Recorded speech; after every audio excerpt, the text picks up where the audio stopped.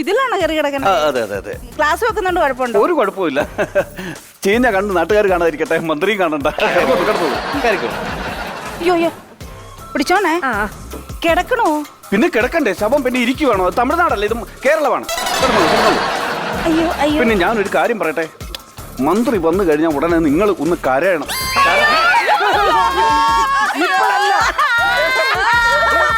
ശവം എത്രയാണ് കരയുന്നത്? അല്ല, എല്ലാരും കരയാൻ പറഞ്ഞു. ശവം എവിടെയെങ്കിലും കരയുന്ന കേട്ടിട്ടുണ്ടോ? ഇല്ല. ഇത് എന്താ ആക്ട്രസാണ് ഇത്? മന്ത്രി വരുമ്പോ കരഞ്ഞാൽ മതി കേട്ടോ, ആവശ്യമില്ലാതെ കരയണ്ട. ഓക്കെ. അങ്ങനെ മന്ത്രി എത്തി.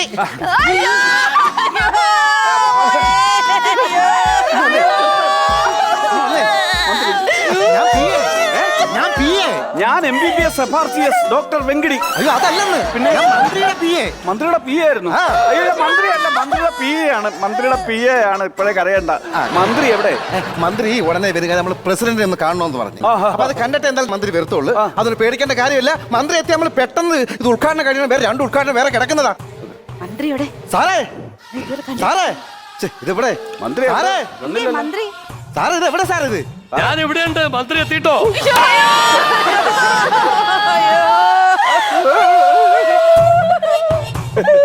പേടിക്കണ്ട, ബോഡിയുടെ ബന്ധുക്കളാണ്.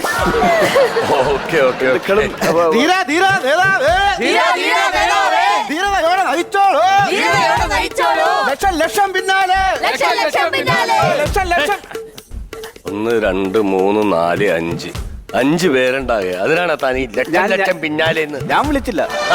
4 പേരേ ഉള്ളൂ. എന്നിട്ടാണ് താൻ ലക്ഷം ലക്ഷം പിന്നാലെ എന്ന് പറയുന്നത്? അങ്ങനെയല്ല നമ്മൾ വിളിക്കാറുള്ളത്, അതുകൊണ്ടാ. പിന്നെ മന്ത്രി, ആ നിൽക്കുന്ന പുളിയമ്മ ഓർമ്മയുണ്ടോ? ഓർമ്മയുണ്ടോന്നോ? എനിക്കും മറക്കാൻ പറ്റുമോ?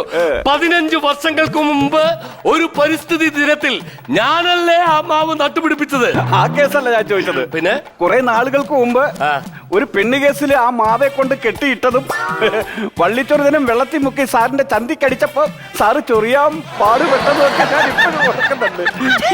എന്തിനാണോ ഈ ആവശ്യമില്ലാത്ത കാര്യങ്ങളൊക്കെ പറയുന്നത്?